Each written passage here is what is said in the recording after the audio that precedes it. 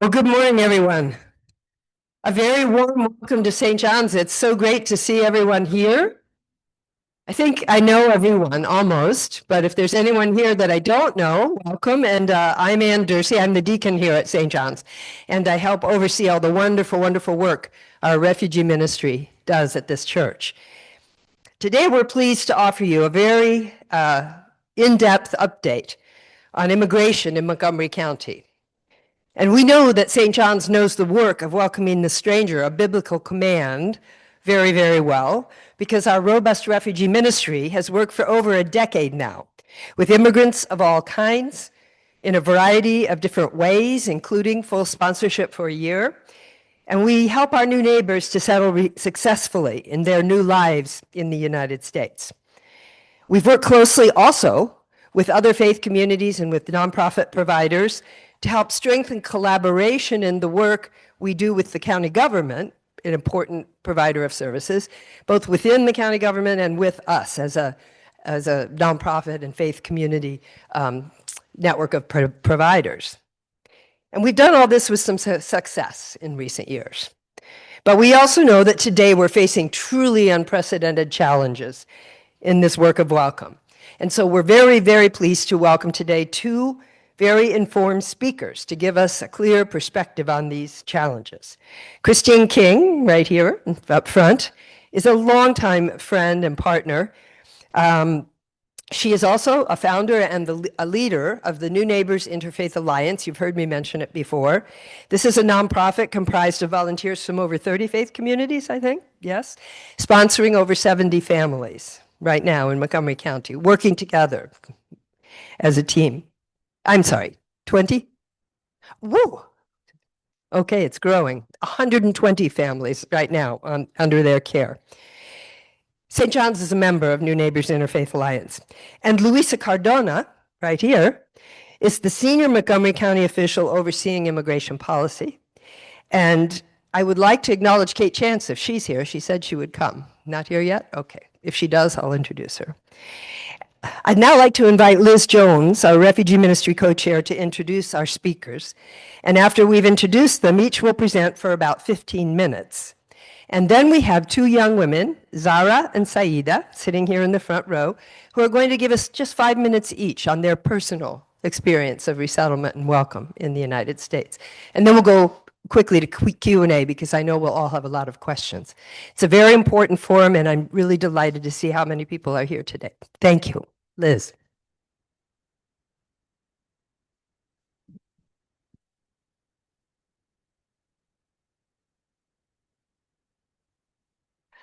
So our first speaker is Luisa Cardona, Montgomery County's Assistant Chief Administrative Officer, responsible for overseeing the county's immigration policy. She works closely with county departments, the county council, nonprofit partners, and community leaders to deliver services that improve quality of life, expand opportunity, and reflect the diverse voices of Montgomery County. Prior to her current position, Luisa served as director of the Mid-County Regional Service Office for Montgomery County, advising the county executive and county council on community-centered policies and managing the Wheaton Urban District team.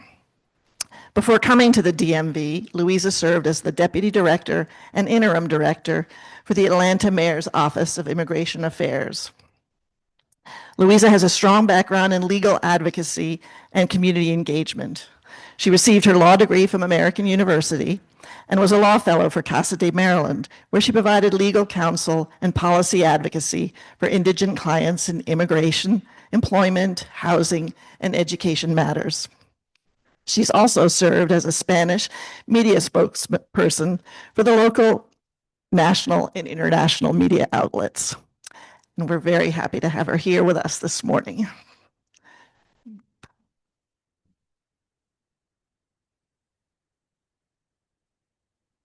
Hello, everyone. It's really, truly a pleasure to be here with you today. Will the slides... Oh, for coming. Okay, so quickly, just to give you, yes, my name is Luisa Cardona. I'm an Assistant Chief Administrative Officer, which is a very long title. I work with the Office of the County Executive.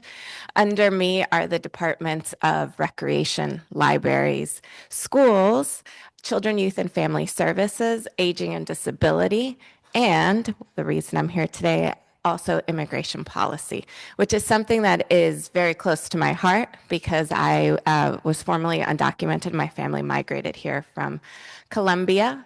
I've been through that journey. I had the privilege to become a legal permanent resident right before I went into high school and to become a U.S. citizen right before I went to law school. But I know that the journey is precarious and how difficult and how much uncertainty our immigrant families face. I also want to tell the sides that I always promised myself I would never do immigration law because I did not want my family calling me all the time. So lo and behold, here I am. That is always what happens, right? You're like, no, I don't want to. But it really called to me because I wanted to serve my community. And no matter what area I was attempting to serve, whether it was labor or civil rights or housing, that intersection of immigration was always critically important to the community. No slides yet. Yeah, whenever you're ready.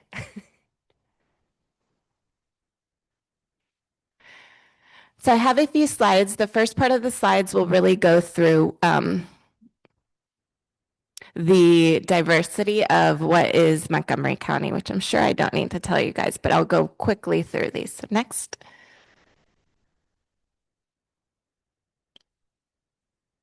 It's thinking next, we can keep going. I already did that one. So the changing world that you guys know as Montgomery County. Next. I'm going to get a little closer to the slides. So you guys can see that in 2010, really in this circle, you see a lot of color, right? What does color mean? Color means people. Color means people from different countries. And in 2010 is when we hit this critical point, which is some may call my minority majority, right? But what exactly does that mean? Next. Slides really like to make us think, be on edge. And well, since we're still on this one, you can see that each of these lines represents a different group. This is the non-white. So you see all these dots. What do they mean? Well, there are 3,556 counties in the United States. Out of those, 50 have a minority population that is, larger. Here they are in a map so you can see where they are. The next slide will show them in circles so you can better see the locations. Montgomery County is one of them, but if you go into next, only 36 of these have minority majority counties. Next. Out of those 36, only 13 have countries where no other country, so meaning it's not Black is the majority, it's not Hispanic or Asian is the majority, meaning that there are so many different countries that none of them actually make up the majority or ethnic diversity. Next. And out of those 13, that's the 4 where they don't even make up more than 40% of the population. Next. And Montgomery County, out of those, is number 1. So when we say we are the most diverse, I always want to correct people. No, we are the most diverse, right? In every way imaginable, meaning that there is no population here that is the majority of our county. We are really made up a plethora of diversity. And these are slides, to give you guys a background, that were actually created by our county stat team initially to train our county employees on community engagement because we wanted them to better be able to tailor their engagement strategies to meet the needs of our diverse communities. You can see a beautiful breakdown of there are over 366, well, guys, I'm not great at math. That's why I went to law school. You can see the number. Our 4 important population, 1 in 3 residents are from a different country. This is where you see some of the breakdown of the highest country. We see Latino, Black, and Asian. Again, no one is really a majority, which is the beauty of our county. Next. 95 out of 104 countries our residents can report ancestry. That's really incredible, right? Out of all the world, we really can represent almost every part of the world. Here's a bit of a breakdown when you look at our populations and where they come from. We have a large Latin American, Salvadorian, Guatemalan, Asian, Chinese, Indian, Nigerian population. 162 languages are spoken by MCPS students. That is truly incredible, right? In terms of the language diversity, 43% of our residents speak a language other than English at home, bringing this incredible talent and diversity to our community. And it's really important that our county employees know this information so that when we are serving diverse communities, we are reaching them in language and we're reaching them in a culturally competent way. Okay, the reason you guys really want me to talk about is what is our county policy then, right? Our county policy is that we stand with immigrants, we support immigrants. But what does this logistically mean? And what does this mean when we're codifying our laws? Next. So we have what is known as the Trust Act. It was most recently passed unanimously by County Council, but that doesn't mean this is a new policy for us.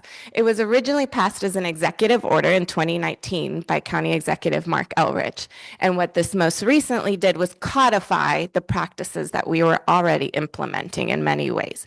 It slightly tweaked some things, but really our policies have substantively not changed. We have done these things. So what does this mean for county employees and what they do? Next. It means that our county employees are prohibited from asking about immigration status unless required by law. What does that mean? Sometimes we receive federal funding. Those federal funds are attached to questions about immigration status.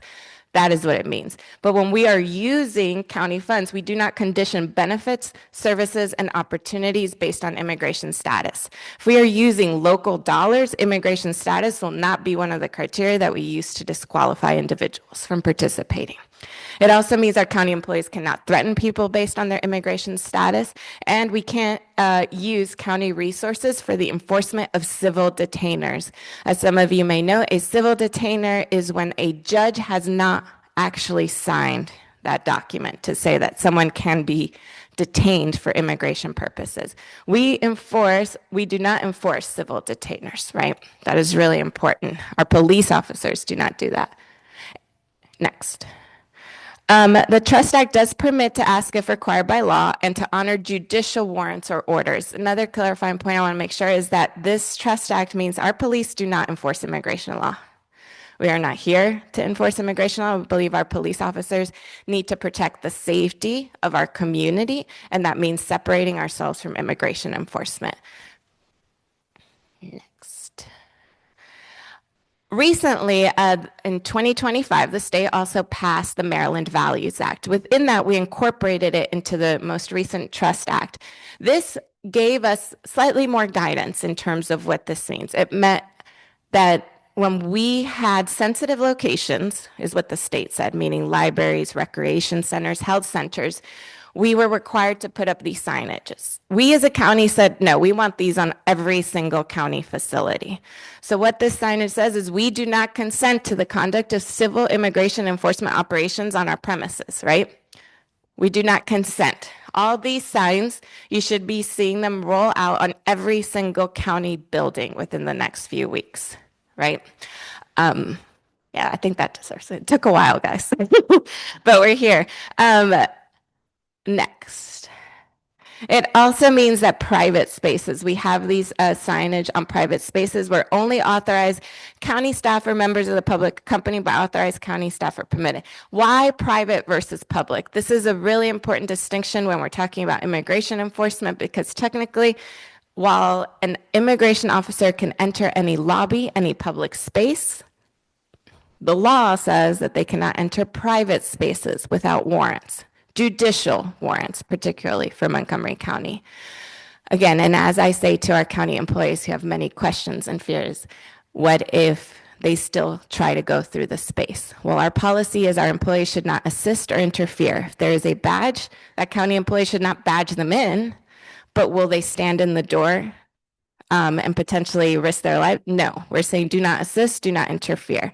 You let them know that our policy is you're not permitted, and they should contact their senior county official and the office of the county attorney, which is available no matter what hours in terms of saying, hey, there's someone here saying they want to come in. Our employees are also not required to determine if something is a warrant, a judicial warrant, or a civil detainer. That is what the office of the county attorney is for. But we are adding this additional signage.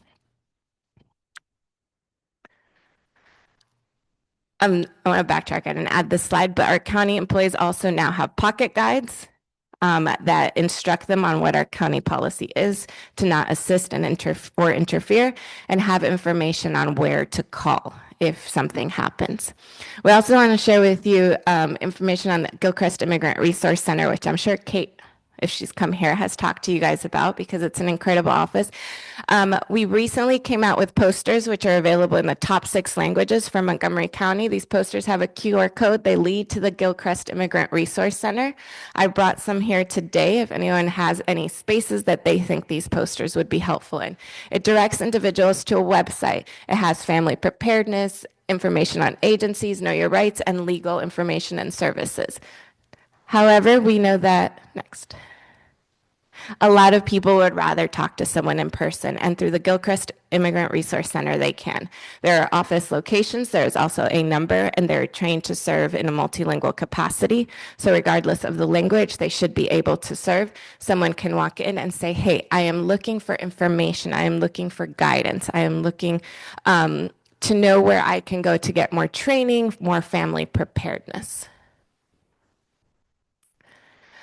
Also, in our public libraries, we have now instituted our citizenship corners, which existed before, are now citizenship and immigrant resource corners, meaning that in the following libraries, librarians have been trained, and there is a corner with information that says what you find at Gilchrist: know your rights, family preparedness, how to find a family member if they are detained. All of this information can be available at the library as well. Next. What is this type of information? So particularly the Know Your Rights cards, you guys may have seen these pocket red cards. That is generally for what you do when interacting with police.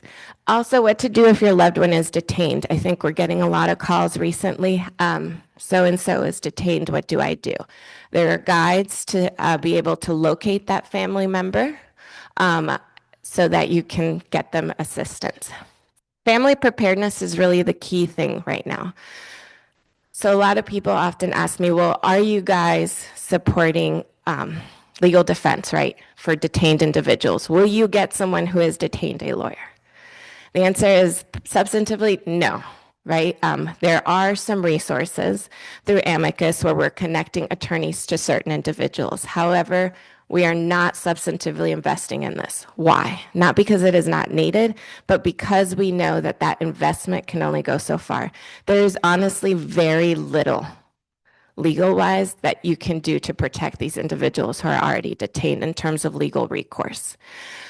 Previously and under other administrations, we would say maybe we could get a stay. They will respect these other permits that they have been given. They will follow this process. We are not seeing that anymore, right? And so when we're thinking about where to invest county dollars, we're saying where can we substantially invest to get the biggest benefit for this community that is going through something so difficult. So while we will do our best to try to connect them to the legal resources that are out there, and we know that more are needed, what we are truly investing in is family preparedness as well as stabilization after a crisis. What is family preparedness? This is really critical, and honestly the main point, and I think I have one with my family, a family preparedness. It is, if my family member is detained, what are my steps? Everything from where do I have copies of my documents to do I have access to your bank accounts? Can I access your car? What we're seeing, right? There is one family member, the car, the house is under their name, and then what is going to happen once they're detained? If you have this paperwork already filled out, it is easier to go through that process, right? I'm not saying that this will be easy for anyone. Detention is not when your family has been traumatized like that. But now you have steps, you have a process. Critically important in the family preparedness guide is what will happen to your children, right? You can designate a family member. There are how to protect your children, and there are guides in which you can assign someone temporary authorization to watch your children for about 6 months. So if you are detained, you can fill out this paperwork and say, X family member, X friend of the family will take care of my children if something were to happen. This prevents them from going to children protective services. Otherwise, they will go through the court system if there is no one else to take care of them. So this is really important. This is what we are pushing primarily within immigrant communities. We do have a list of pro bono legal resources. We have a list of immigration legal services. We're also really pushing immigration fraud resources. What we are seeing a lot is there's time of needs. Individuals are going out and being defrauded. What does that mean? Often in Latin American countries, a notary is a lawyer. Notaries are not lawyers here, right? And notaries are promising, oh, I will fill out this paperwork for you and you will get XYZ status, or I will fill out the family preparedness guide for you, and charging them an exorbitant amount of money when we have nonprofits here doing it for completely free. So we don't want people in this really difficult time to be victims of fraud. Our Office of Consumer Protection is also ramping up their efforts to monitor immigration fraud. What is not on here, what I mentioned is family stabilization services that we are also doing through the Department of Health and Human Services. This means if an individual is detained, what we are here to do is try to support that family and stability as much as possible. That will include housing, food, mental health services. What we are often seeing is the individual will have head of household detained, or will have both parents or both heads of household detained, and you're seeing 18, 19-year-olds responsible for 3 or 4 siblings, right? And that's what these HHS services are here to catch that safety net and to try to stabilize that family unit as much as we can during a very difficult time through additional resources. And through Gilchrist, they can be connected to those services. Oh, I did have a slide on it. I couldn't remember. So again, this is the services that we try to promote through HHS, through Family Stabilization Services. If someone contacts the Gilchrist Immigrant Resource Center and they say, I have a family member that is detained, they will be connected and directly referred to that HHS program. A lot of individuals also ask, what if I do if I see someone being detained? If you see someone being detained, what we recommend is calling the Rapid Response Hotline. That Rapid Response Hotline then connects to immigrant advocates around the area who can go verify, who can go check, is there a vehicle left behind? Are there family members that we can connect to? That sort of triaging that is immediate and tracking. This doesn't mean you will immediately get contacted to a lawyer or that someone will be there, right? The number of calls that they're receiving has tripled in the last 3 months. But this is a resource, right? And that's what I want to point out with all of this, and even when we train our county employees, I am telling you what the law says. I am telling you what the resources and capacity are. It's what happens in those individual fact-specific situations when there is a tremendous amount of fear and anxiety. We know that can be completely different. But what we are here to do is try to figure this out together. And thank you. I mean, diversity is not something we celebrate. It is who we are from the county executive. So thank you all for having me here today and for all you do.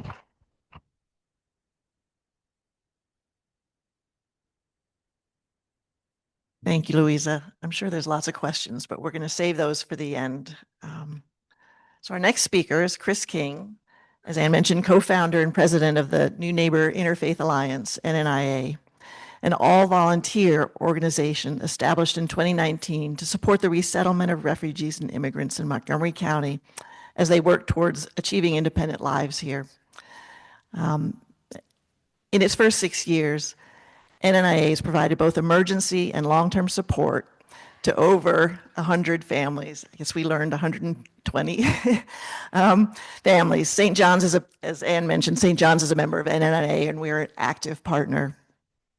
Before beginning her second career as a full-time volunteer working with refugees, Chris retired from Lockheed Martin Corporation, where she held various executive positions, including overseeing complex international satellite programs. She holds a master's degree in electrical engineering from George Washington University. Chris's mother was a Polish immigrant, so she became familiar at an early age with the challenges the immigrant community faces. She was a volunteer with an interfaith refugee support organization run by the Islamic Center of Maryland beginning in 2016. She started NNIA 3 years later and was named the Montgomery County Volunteer of the Year in 2023 for her tireless devotion to her work welcoming and supporting immigrants. And it has been St. John's Immigrant and Refugee Ministries' honor and pleasure to work with Chris and her amazing NNIA volunteers. Information. Very embarrassing. Good morning, everybody. Are most of you familiar with the refugee work certainly going on in St. John's and NNIA? Because I don't want to spend too much time on that, because I bet you're going to all enjoy hearing from our two ladies more than me. But I'll just tell you, if we could bring up, I have a couple quick slides just to give you an update. While we're bringing that up, you can go to the next one.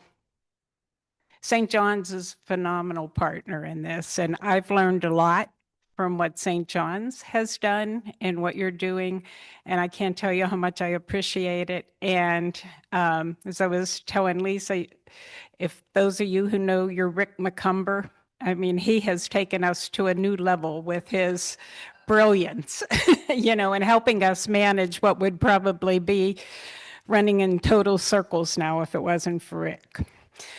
I do want to say we're the New Neighbor Interfaith group, okay? And the interfaith work, and especially the faith name, plays a large part for us, okay? I believe in a lot of times that we have really been stressed, and our families more than us, seeing things. Faith is number one. It's God. And I think we have so many faith traditions working together, and they're all the same. I would just add that we start all the meetings we generally have with something, everybody's scripture, everybody's sacred word, bar none, I believe, commands us to love the alien, love the immigrant, take them, treat them as your brother, you know. And for we Christians, you know, when did I see you, Lord?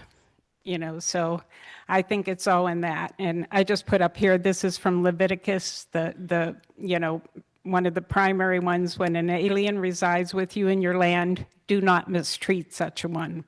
You shall treat the alien who resides with you no differently than the natives born among you. You shall love the alien as yourself, for you too were once aliens in the land of Egypt. I, the Lord, am your God. And I think, you know, over and over, you'll see that in all of our traditions, that command. And I think it's right. And why does God do things for us? Because it's good for us. And this is the right way to live. Next chart, please. Okay, so I'm just going to tell you quickly, you know that we're only Montgomery County. We're 100% volunteers. And people work as hard, if not harder, than I know. I worked at Lockheed Martin before I retired, so you heard a lot of this. One thing I'd add, we do have our volunteers get background checks, a simple state check to make sure you're not on the FBI most wanted list or anything. You're not an axe murderer, anything, so they all have that. The faith traditions we have as members, this tickles me, is Christian, Jewish, Muslim, Baha'i, Unitarian, Hindu, Latter-day Saints. So we're looking for a Buddhist community, so if you know any, but I think we're pretty well covered in Montgomery County. And listen to Louisa's talk too. There's no county I'd rather live in this country than Montgomery County for that, for the opportunities, the world that we see. Okay, next chart, please.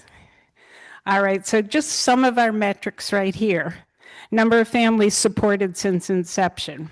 And our families don't leave us. They stay active because even once they're financially independent, we're social, we're family. There's never a time we say, go ahead, you're not in NNIA anymore. They're always in NNIA. And the thing is, we have volunteers who become family with them. And so you don't leave your family, right? So right now, and I think this has changed, we have 126 families with 506 family members, and we give all of them personal attention.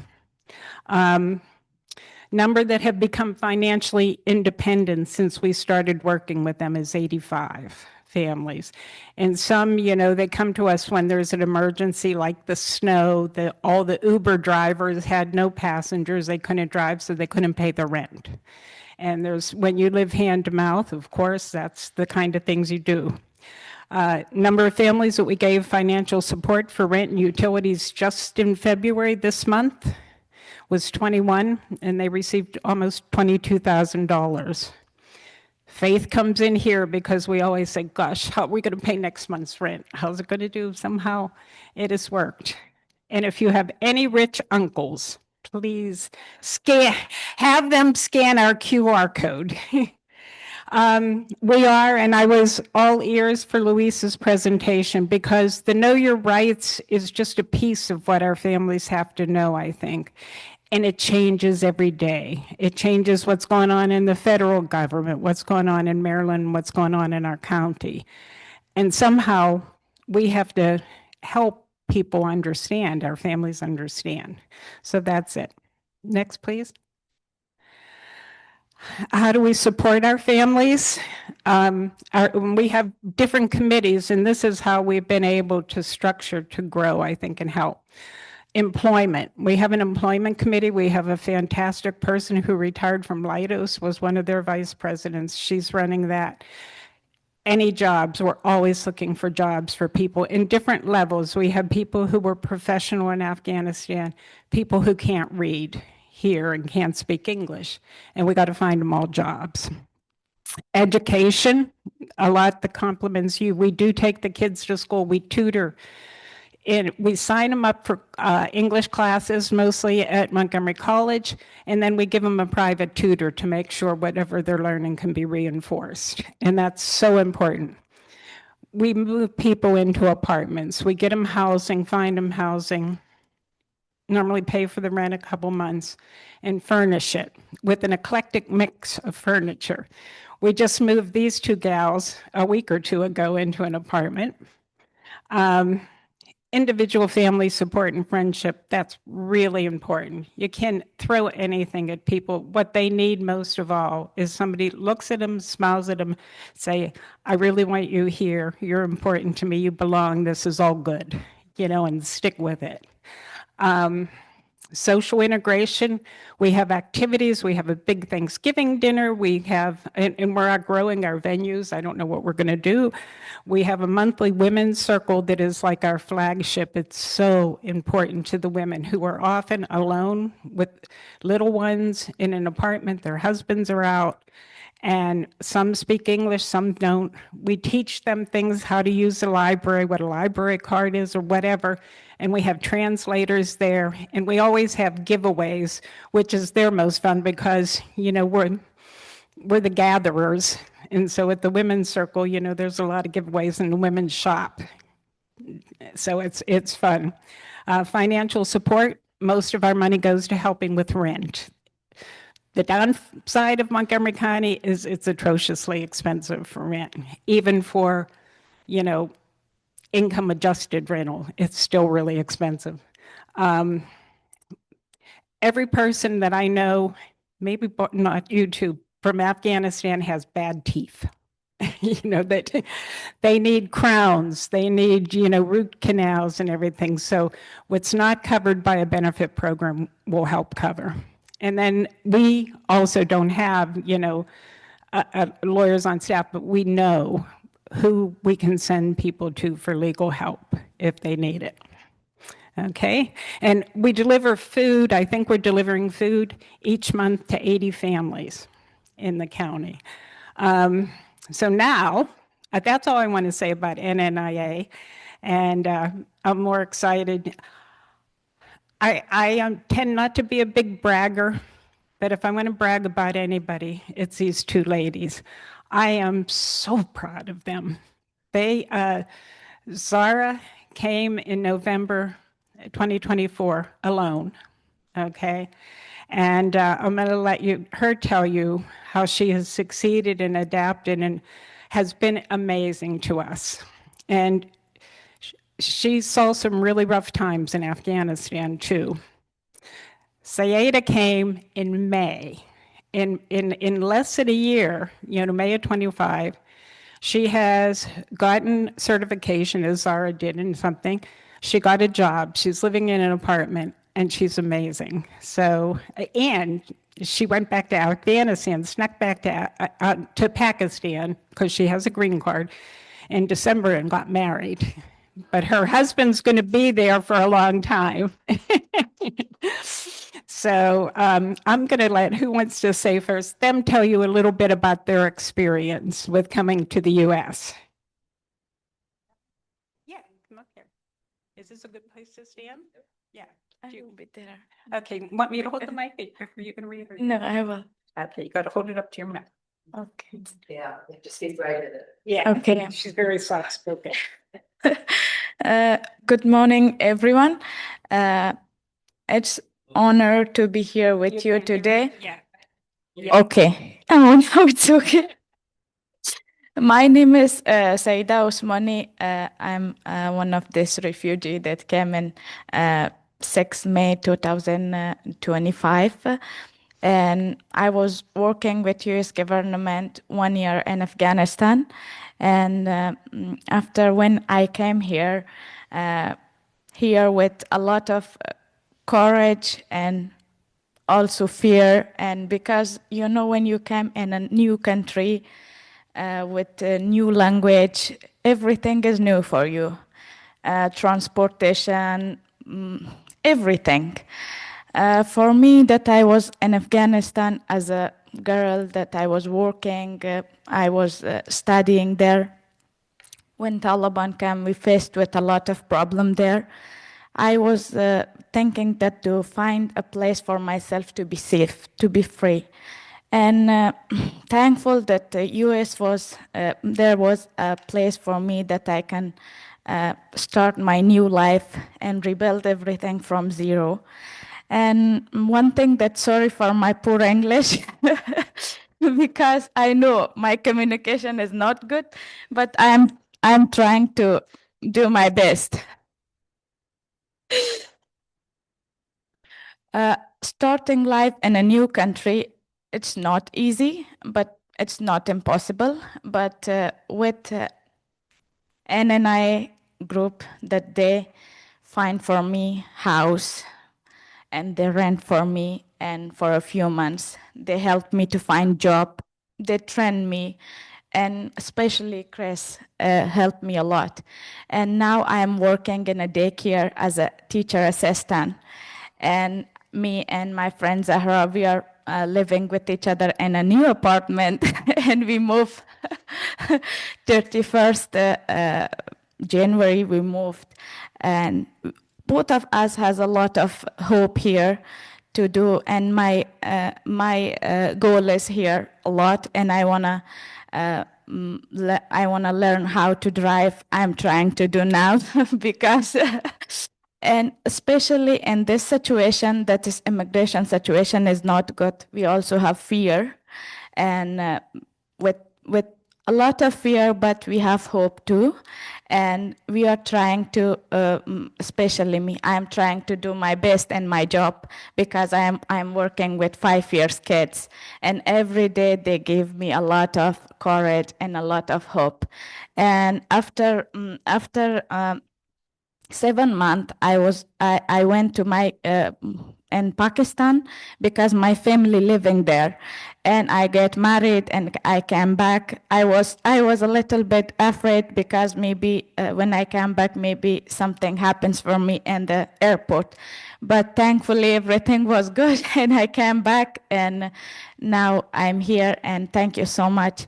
And it was my journey as a immigrant or as a refugee living in a new country is not easy, but I'm trying to do my best, and everything every day I'm facing a lot of challenges, but I have a courage to solve my problem by myself now, and it's everything is the love of Chris to help us every time, and now we are moving.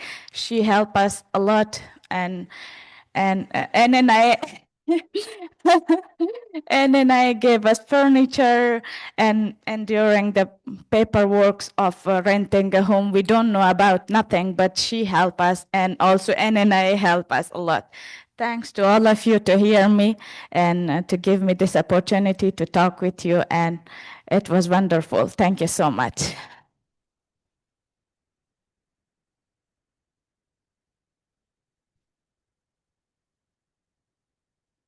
And this is Sarah.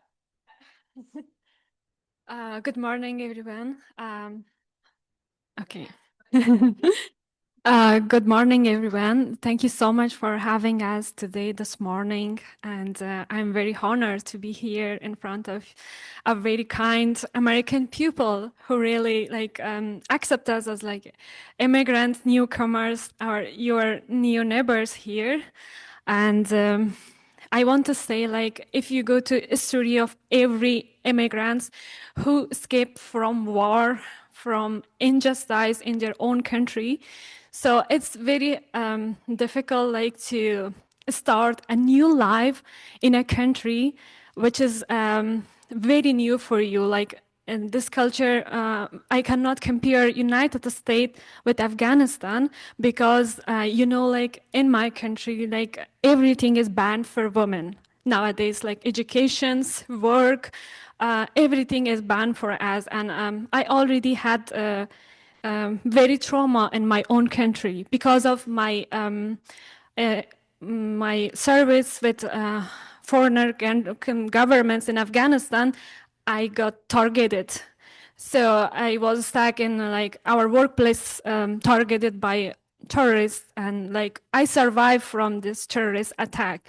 And my father was military, so we both after the Taliban took over the Afghanistan, we both escaped from Afghanistan, but we get separated, and I came alone in United States. So where it was very hard for me when I remember those days that I don't know how to use bus transportation, how to find my way, how to go to grocery store, how to communicate with those renters. Because I had no money when I came here, so I was so lucky to find NNIA and Chris team. So they have a very great people of volunteers who they really act like as a family for me, because I was alone. I missed my family a lot, my mothers, my father, siblings. So, and if you don't know nobody's here, it's very hard for you, from where you should reach help. And so they did an amazing job for me, and they know that I had already the courage, the experience, the talent that I told to Miss Gill, who she really helps me. She guided me. She acted as a mentor. She took me to Montgomery College, and I got my certification as a medical assistant. And I started immediately job in Kaiser as a medical assistant. So.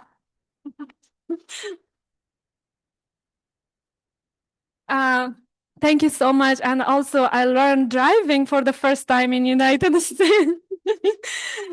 And I was so lucky that Miss Roxy just donated a car for me, so then I can.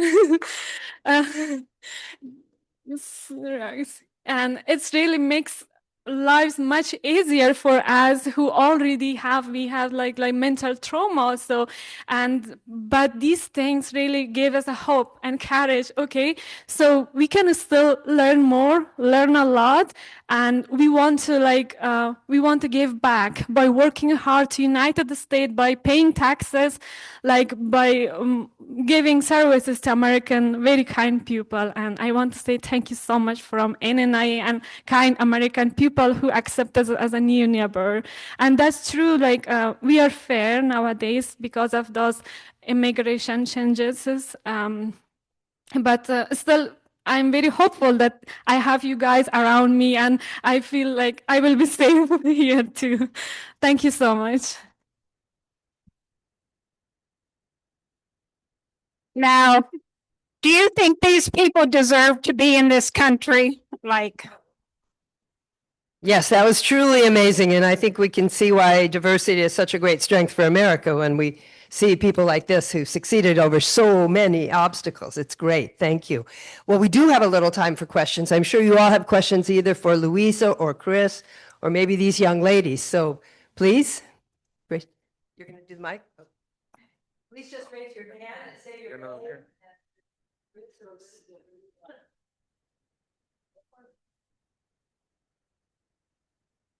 Oh. That was pretty equal. You know, that was a photo. Was it? Some of us, I don't know how many folks here actually come from DC. We come across the line. Is there anything like this organization in Washington, DC? There are that help immigrants like NNA does. Somewhat there are. Capitol Hill, there's one that Episcopal churches belong to, and I'll be happy to tell you more about that. Yeah. And South. And South. Yeah. Hi, I'm Jim Packard Winkler. Thank you very much for the presentation. For Montgomery County, my question is, would you call it a sanctuary jurisdiction? And for people that find that to be a loaded political descriptor, what do you say to them about why it's important for the way Montgomery County treats people from other lands, immigrants and refugees, as you call it? Second question is, if a Montgomery County official knows that an illegal immigrant or refugee has engaged in any criminal conduct or activity, what is your obligation in those circumstances? Thank you. Montgomery County is not a sanctuary city. Montgomery or county. Montgomery County stands by the values which were expressed in the presentation of welcoming communities, of ensuring that our police enforce only laws that are important to us and not federal immigration law, and that we separate the differences between federal immigration enforcement and local thing. We believe that that is what makes our community stronger. We do not define ourselves as that, and we are not currently on any sanctuary list. There is no official definition for a sanctuary, right? That is something else I like to point out. Some people say, well, why aren't you on that list? I don't know. There's very little logic in this administration, but we have never defined ourselves that way. We did not feel the need, but we continue to practice and enforce our policies in the way that we believe is the best for our community. Again, our police officers, our employees, do not enforce immigration law, right? If someone sees someone committing a crime, it is like anything else. You call 911, and police will engage with the crime, right? In terms of what the crime is. We will not call immigration, though, right? That is not where we cross that line. Within the trust policy, there are very limited circumstances. I'm not going to say it's a blanket, that if someone is in our jail and they have committed certain levels and been convicted of certain levels of crime, if immigration contacts us and says, hey, I would like this individual, very limited cases, there's a list in the actual law, we will contact them 48 hours before if they desire to pick them up, right? That is what we have defined within the law. Thank you. Other questions?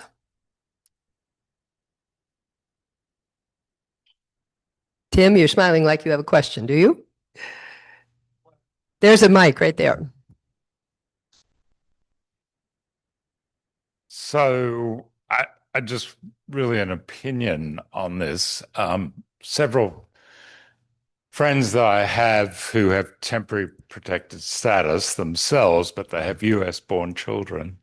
They've recently gone and got their passports for their children, but it sounds like there are a lot of other things they ought to do just in case that status gets unwound by the current administration. So, yeah, I'll be picking up one of those leaflets for sure.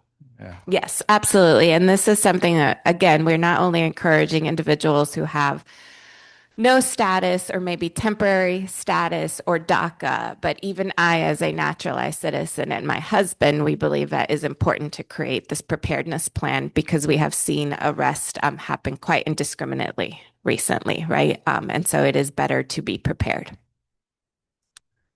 Hi, my name is Bob. I was just wondering, do you have interactions with other counties such as, let's say, Prince George's County, which is very close, bordering Montgomery County? You do have quite an area that is populated by many of these minority groups. And are they affected the same way? I mean, do you provide assistance to people in like Prince George's County, for example?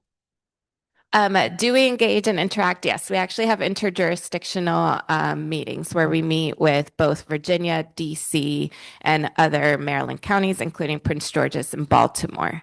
The Governor's Office of Immigrant Affairs also convenes additional jurisdictions, specifically within Maryland. I would say that us and Baltimore City are really the ones that have the most centralized services and support systems.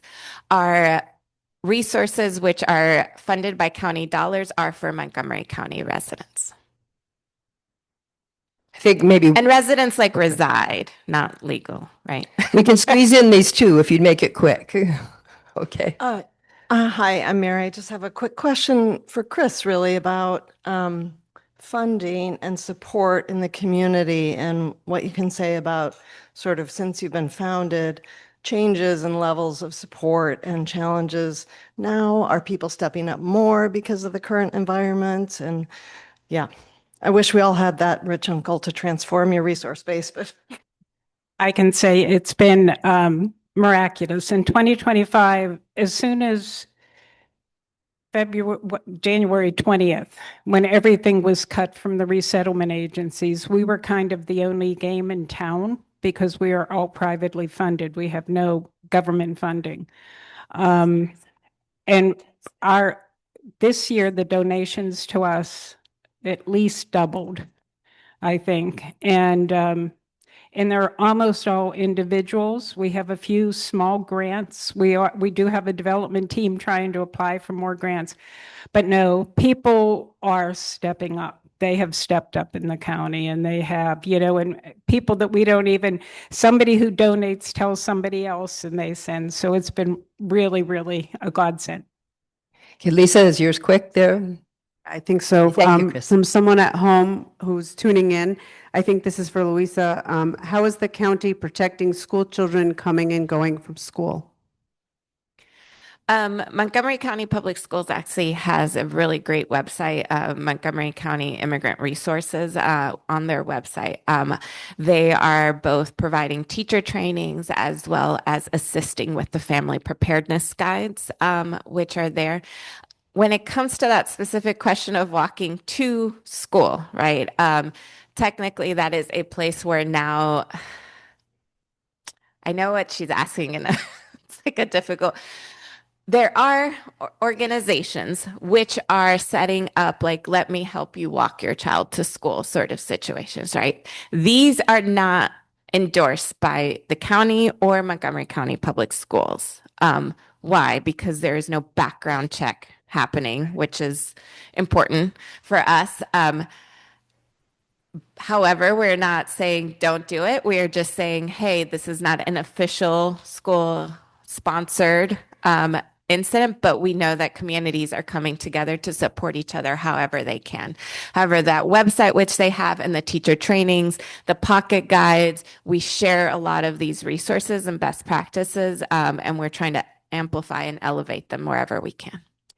In closing, I'd just like to say that we at St. John's are exploring all the ways that we can get involved in helping impacted populations. And there are many different ways to get involved. If you want to know more, you can reach out to me, you can reach out to the Refugee Ministry. Also, the Diocese of Washington is putting together a meeting next Saturday at 11 a.m. at San Mateo, St. Matthew's Episcopal Church in Hyattsville, where they're bringing together people from all around our diocese to talk about what the diocese is doing and how churches, parishes can get involved in supporting impacted populations that way too. If anyone's interested in going, I'm going with a couple, yes, ma'am. Oh, apologies. Why did I say, okay, thank you. 9, it goes from 9 to 2, that's right, 9 to 2. If you're interested in going, I can still get you signed up. We have several parishioners going from St. John's, and there's been one of these already. It was useful. I hope this one will be even, more defined in terms of what we can do to help. Okay? Let me just thank our speakers again, all of you, and all of you for coming. Thank you. Don't ever hesitate to reach out to me if you think you want to get involved in helping in some way. The help is needed. Thank you.